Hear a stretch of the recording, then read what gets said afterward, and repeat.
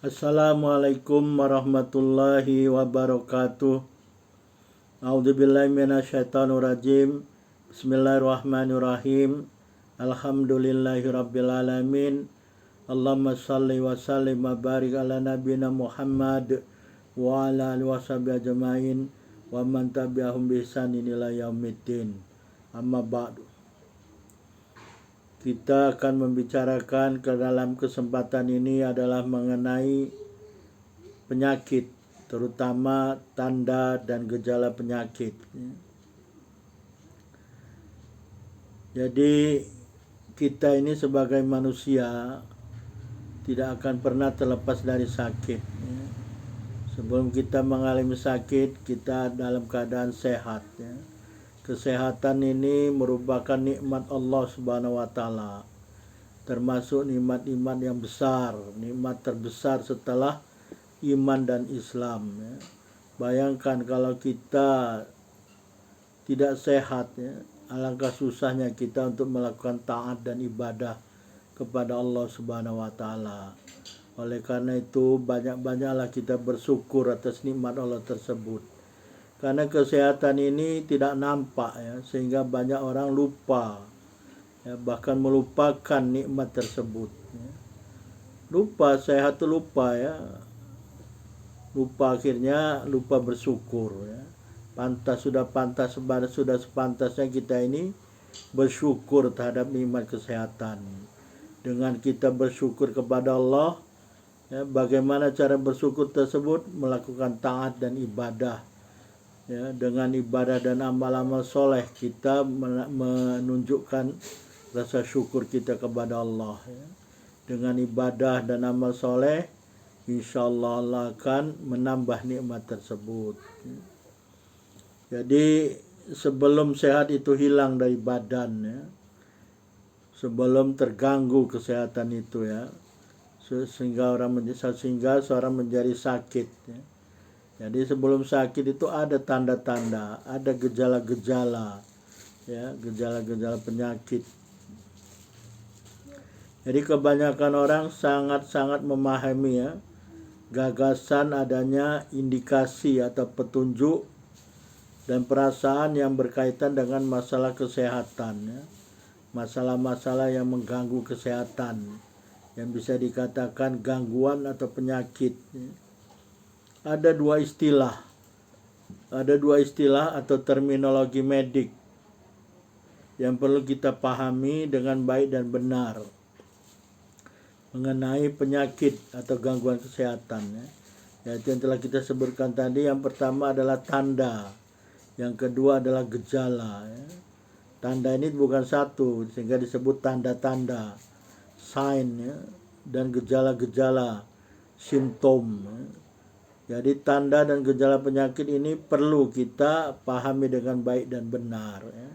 Sehingga kalau seseorang mengalami gangguan kesehatan atau penyakit, dia bisa memahami tanda-tanda dan gejala-gejala yang dialaminya.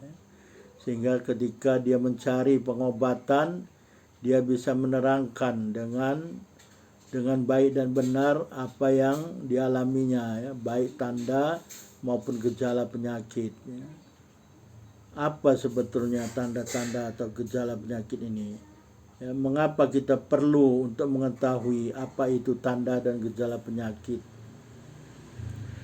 Jadi kalau seseorang menderita satu penyakit dan pergi ke klinik atau hospital untuk mendapat perawatan atau pengobatan, lalu seorang dokter biasanya dapat mendiagnosis kondisi medik pasien dengan lebih mudah jika mereka memiliki tanda-tanda yang dapat diamati. Kemudian si pasien mendeskripsikan, menggambarkan secara subjektif apa-apa yang dideritanya atau apa yang dialaminya. Jadi kalau kita misalkan ingin mencari di website, sekarang ini sudah zaman cyber, segala sesuatu informasi ada di website. Jadi cukup sering orang menulis tentang kedokteran dan kesehatan akan saling bergantian menggunakan kedua kata tersebut ya. Tanda-tanda penyakit dan gejala-gejala penyakit ya. Ada yang lebih memilih untuk membuatnya tetap sederhana dan menggunakan kata gejala ya. Padahal tanda dan gejala ini dua kata yang sering digunakan. Dan keduanya ini kadang-kadang salah pengertian ya. Bisa menjadi salah pengertian mana tanda, mana gejala ya. Sebetulnya ada perbedaan yang jelas ya, perbedaan antara kedua kata tersebut dalam pengertian medik. Ya.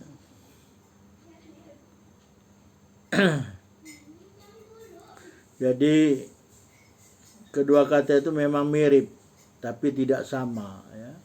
Mirip tapi tidak sama. Keduanya merujuk pada bukti bahwa ada sesuatu yang tidak beres ya, sesuatu yang tidak normal, sesuatu yang tidak berjalan dengan baik dan benar pada badan atau tubuh seseorang ya. Namun secara medik ada perbedaan di antara keduanya. Apa perbedaan antara dan gejala ya? Jadi kedua terminologi ini kadang-kadang membingungkan bagi orang awam. Ketika dia pergi ke klinik atau hospital atau rumah sakit, dokter bertanya, tanda-tanda apa yang ada atau gejala-gejala apa yang ada. Dia bingung mana tanda, mana gejala. Jadi sebetulnya bukan orang awam saja yang bingung ya. Dikatakan ya, karena terminologi tersebut dikatakan bahwa dokter-dokter di Australia harus belajar setidaknya selama 7 tahun ya, sebelum dia dapat melakukan atau membuka klinik atau praktek ya.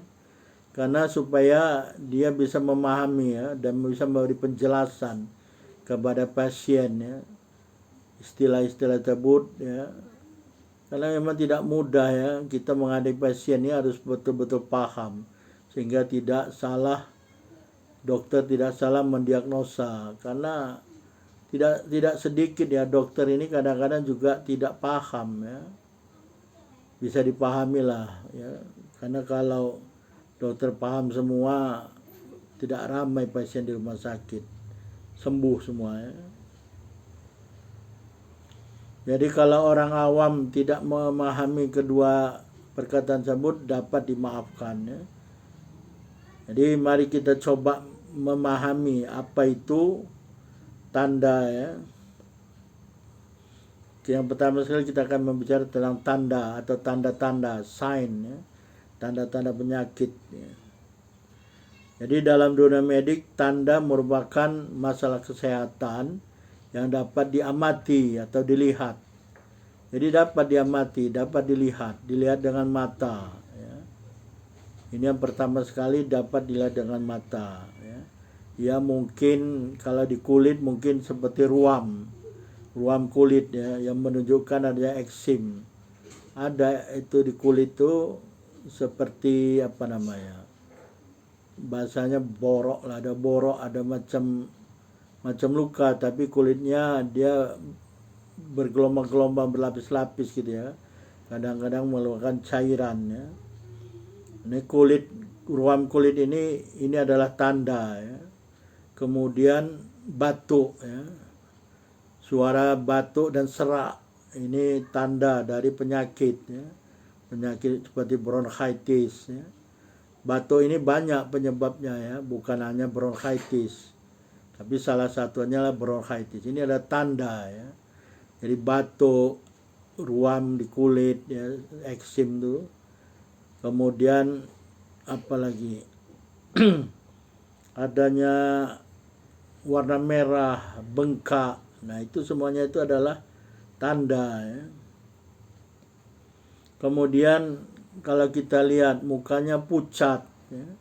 Pucat tidak seperti biasanya, pucat ini juga adalah tanda.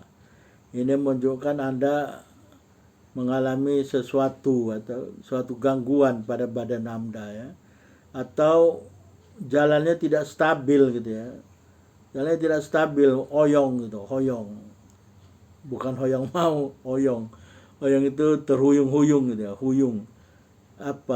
Cenderung mau jatuh gitu. Nah, itu juga tanda gitu. Ada sesuatu yang tidak beres, tidak benar, tidak berfungsi dengan baik pada badan ya. Kemudian berkeringat ya. Berkeringatnya bukan karena habis exercise, bukan. Tiba-tiba badan berkeringat, pagi berkeringat, siang berkeringat, malam berkeringat. Nah, ini juga suatu tanda gitu ya. Ini ada gangguan atau penyakit ya, yang berlaku pada badan Anda atau badan seseorang ya. Jadi tanda-tanda ya, tanda ini bisa diamati, dilihat, bisa dilihat ya. Jadi tanda ini merupakan indikator atau petunjuk dari suatu masalah kesehatan pada badan seseorang. Jadi dengan demikian tanda ini adalah fenomena atau bukti objektif ya, dari suatu penyakit yang dapat dilihat siapa saja gitu, bukan hanya orang yang menderita ya, siapa saja ya, baik itu pasien atau individu yang mengalaminya ataupun orang lain ya, orang lain seperti anggota keluarga, dokter ya. Jadi kalau pergi ke klinik atau dokter akan melakukan pemeriksaan gitu ya. Jadi tanda ini bisa dilihat dan dibaca ya. Dibaca itu bukan berarti tulisan, dideskripsikan. Misalkan kenapa? Oh, ini tangan saya ya, dekat persendian ini ada bengkak. Bengkaknya gimana? Nah, dijelaskanlah bengkaknya. Bengkak di setiap sendi, warnanya merah misalkan ya, hangat. Nah, itu dideskripsikan tanda-tanda tersebut ya. Itu maksudnya dibaca ya. Dibacanya gitu, merah, hangat, ya, bengkak di setiap sendi ya. Dan sakit, kalau udah sakit itu gejala nanti ya. Jadi pokoknya tanda itu bengkak, merah ya. Kemudian tanda-tanda ini akan lebih dikenal oleh orang-orang yang terlatih ya, seperti para dokter yang sudah mengalami latihan secara profesional di sekolahnya dulu, di sekolahnya ya, di Fakultas Kedokteran ya, dan memulai pengalaman, karena tidak semua dokter punya pengalaman ya. Makanya kalau dokter yang banyak pengalaman itu dokter pakar disebutnya, karena banyak pengalamannya, pengalaman menghadapi pasien yang pengalaman mengobati penyakit-penyakit yang dia telah dia obati ya. Jadi makanya dokter pakar itu kadang-kadang ditetapkan dia harus menjumpai berapa kasus penyakit ya. Ada kadang-kadang di sekolahnya itu sekolah spesialis ditetapkan apakah kasusnya 200 lebih atau 400 lebih sehingga bisa disebut pakar, dokter spesialis. Kalau hanya kasusnya di bawah 10 disebut pakar, nah itu pakar apa gitu ya, Pak Kardi kali itu pakar no. Ya. Orang pakar ini kasus yang dihadapi dan diobatinya, ditanganinya itu banyak ya, sehingga banyak keberhasilan yang dia sudah buat, itu disebut pakar ya. Jadi tidak semua dokter pakar itu betul-betul pakar ya, tergantung dari pengalamannya. Jadi banyak tanda yang dapat diukur, jadi bukannya dilihat, diukur juga ya. Diukur ini dengan menggunakan alat-alatnya. Jadi tanda ini dapat diukur oleh dokter yang merupakan bagian penting dari diagnosis. Jadi tanda-tanda yang paling penting disebut dengan tanda-tanda vital ya, vital signs ya. Tanda-tanda vital ini meliputi laju pernapasan, detak jantung. Jadi laju pernapasan itu dihitung ya. Dihitung dia 1 menit itu berapa kali bernapas. Karena ada misalkan napasnya laju gitu ya. 1 menit itu lebih dari kisaran normal ya. Kemudian detak jantung, ini juga tanda ya, laju pernapasan, detak jantung atau denyut nadi, suhu badan, ya, temperatur badan diukur, ya, demam itu tanda, ya. Demam itu tandanya gimana? Diukur lah suhu badannya, ya. Kalau dia sudah 37 lebih, ya, 37,5, nah itu mulai demam, ya, demam ringan, ya. Kemudian adalah tekanan darah. Ini kan nggak bisa dilihat, tapi diukur, ya. Diukur, laju pernapasan diukur, 1 menit itu berapa kali. Kemudian detak jantung 1 menit itu berapa kali. Sama dengan denyut nadi, diukur 1 menit itu berapa kali detak jantung. Kemudian suhu badan, temperatur badan itu tanda yang diukur. Dukungannya pakai apa? Termometer, ya. Nah sekarang setelah ada kasus COVID ini, dulu orang termometer itu kan dikepit di ketiak. Ya, kalau bayi dulu di anus, ya. Nah ini sekarang di kening, ya, ditembak pakai red, ya, inframerah tuh, tit kayak bunyi, suhunya sekian, ya. Nah, bunyi dia kan seperti kita mau masuk mall, masuk mana tuh waktu zaman masih COVID itu, ya, setiap mau masuk keningnya diginikan, ya. Kalau nggak kening tak boleh, tangan tak boleh katanya. Kalau di Indonesia boleh tangannya. Tangan ini digosok-gosok panas dia kan. Lain, kadang-kadang ada pengaruh faktor luar. Tapi kalau kening ini karena kepala, biasanya banyak di kepala, ya. Jadi tanda-tanda ini diukur dengan alat-alat lain juga, ya, seperti oksimetri nadi, ya. Jadi kalau pada kasus COVID dulu kan ada itu yang dimasukkan di ujung jari ini kan. Nah itu untuk oksimetri nadi untuk mengukur oksigen dalam darah Anda, ya, berapa ratus, ya, 98%, 98%, nah itu untuk mengukur, ya, kadar oksigen kan ada kan. Nah, jadi banyak alat-alat yang digunakan ini juga dengan kemajuan teknologi, ya. Kalau zaman dulu hanya pakai pengamatan dan diraba, ya, meraba, denyut nadi itu dengan perabaan, ya. Denyut nadi sampai sekarang belum bisa dengan alat, ya, dengan diraba gitu, dipegang nadinya di tangan, ya. Atau didengar denyut jantungnya dengan stetoskop, ya. Jadi tanda-tanda penyakit ini tidak selalu dibaca dengan mata, ya, dengan alat-alat, ya, dengan sentuhan tadi, di sentuhan itu dengan nadi, ya.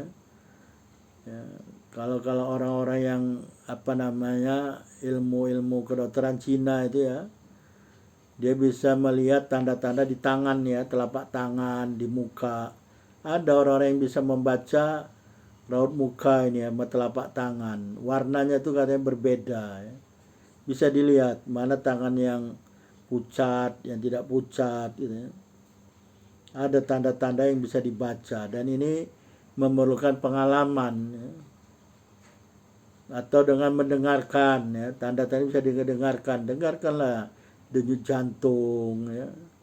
Kemudian pakai stetoskop. Makanya dokter itu, nah ini kadang-kadang juga ini tidak semua dokter juga punya pengalaman yang baik menggunakan stetoskop, ya.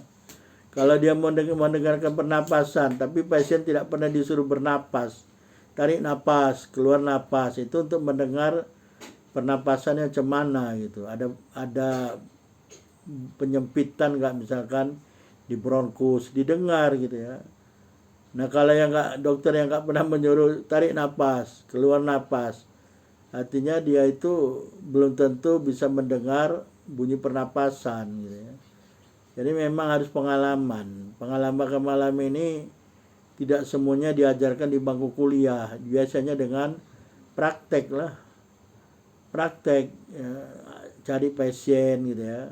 Kalau nggak ada pasien, kawan sendiri aja praktek bagaimana menggunakan stetoskop, ya.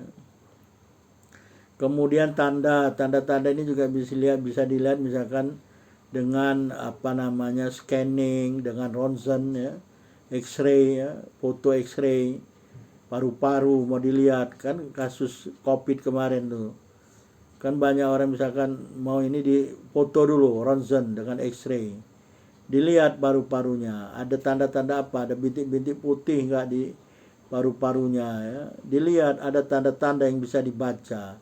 Dan ini juga memerlukan pengalaman ya. Juga pemeriksaan lab ya. Tanda-tanda ini diperiksa di lab ya. Macam-macam lah pemeriksaan lab itu ya. Apa tanda yang akan dilihat ya tergantung dari apa yang mau dilihat, apa yang mau didiagnosis ya. Diminta orang-orang teknisi lab untuk melakukan pemeriksaan lab ya. Kemudian misalkan kulit, apa yang bisa dilihat di tanda-tanda di kulit ya. Seperti warna kulit, pucat atau tidak, suhu kulit macam mana, kalau dipegang, sejuk ini. Nah, tidak biasa nih sejuk misalkan, atau dingin, tangannya dingin ya. Kenapa? Saya baru dari ekon, nah itu lain. Misalkan sejuk dia, ujung tangannya dipegang, terus dipegang ujung kakinya sejuk. Ini ada gangguan nih, gangguan aliran darah misalkan. Ini tanda gitu ya. Jadi tanda-tanda ini bisa diamati, diukur ya. Dan ini membantu untuk mendiagnosis suatu penyakit ya. Jadi kalau kita mengalami tanda-tanda tersebut, diingat, dicatat bila perlu. Dinginnya kapan misalkan ya. Berlakunya tanda ini kapan, mulai di kapan sampai kapan gitu ya. Karena ini membantu diagnosis penyakit atau gangguan yang berlaku pada seseorang. Kemudian kelembaban kulit ya. Apakah dia sering basah, berkeringat atau tidak ya. Jadi orang yang pucat, dingin dan lembab biasanya merasa tidak enak badan ya. Ini misalkan masuk angin aja ya, masuk angin. Misalkan pagi nggak makan sampai sore gitu ya, kecuali saum lain. Kalau saum tidak sakit ya, bahkan saum itu untuk orang sehat. Sumu tasihu kata Rasulullah. Saumlah kamu sekalian, kamu akan sehat ya. Karena ada niat di sana. Niat itu yang membedakan antara seorang yang tidak makan menjadi saum atau tidak gitu ya. Kalau dia tidak ada niat, ya nggak jadi saum. Tapi kalau dia tidak makan dengan niat saum, makanya di dalam saum sunat boleh dia berniat ketika sudah terbit fajar. Tapi kalau saum wajib tidak boleh ya. Jadi banyak tanda-tanda yang bisa dibaca, dilihat ya. Seperti misalkan bayi, jadi ada orang tua baru artinya dia baru mendapat anak ya. Kalau dia belum punya anak, belum disebut orang tua kan, belum disebut ayah, belum disebut ibu gitu. Tapi kalau dia sudah punya anak, itu tanda dia adalah orang tua ya. Jadi dia bawa pulang anaknya, bayinya. Nah, bayi ini ada tanda-tanda yang bisa misalkan menangis. Nah, tangisan bayi ini merupakan tanda ya. Tandanya macam-macam tangisan bayi ini. Apakah dia kencing ya, basah gitu kan. Nangis dia. Apakah dia lapar, nangis juga kan. Makanya tangisan ini macam-macam ya. Kalau bayi, bukan orang tua, bukan orang dewasa, bukan kanak-kanak. Jadi ada lagi misalkan ketika operasi ya. Ketika pasien berada pada tingkat risiko yang lebih tinggi, tanda-tanda vital ini diamati ya.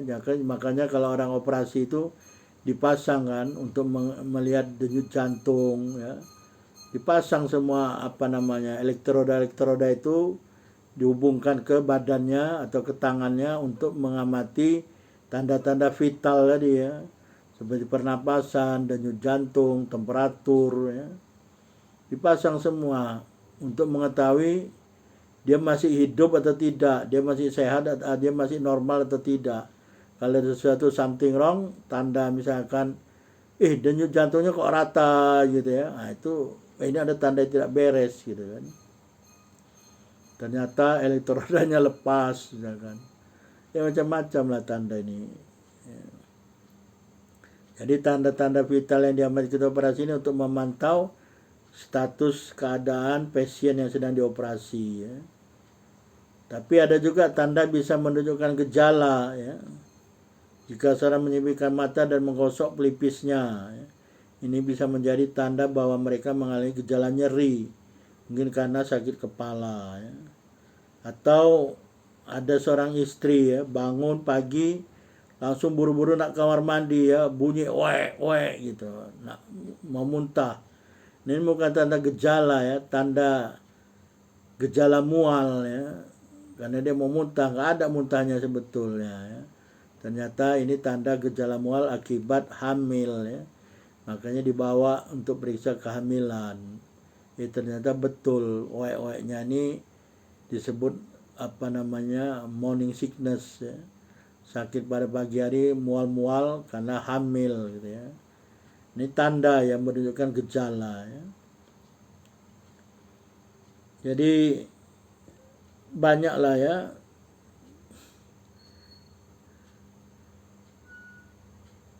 Jadi tanda-tanda ini di tangan seorang profesional medis ya, seperti dokter ya, apa namanya, merupakan kunci ya untuk mendiagnosis dan mengobati masalah medis yang terdapat pada seorang pasien ya.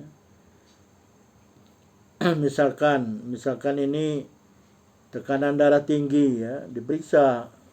Biasanya kalau di klinik biasanya dokter langsung, kalau di hospital atau rumah sakit ada nurse ya, ada perawat. Nah, perawat yang biasanya meriksa tekanan darah. Nah ini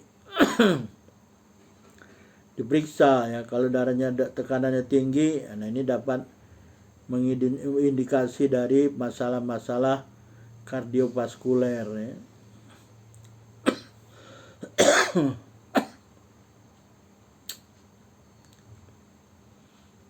Atau kondisi penyakit yang lain ya, tidak semata-mata kardiovaskuler ya.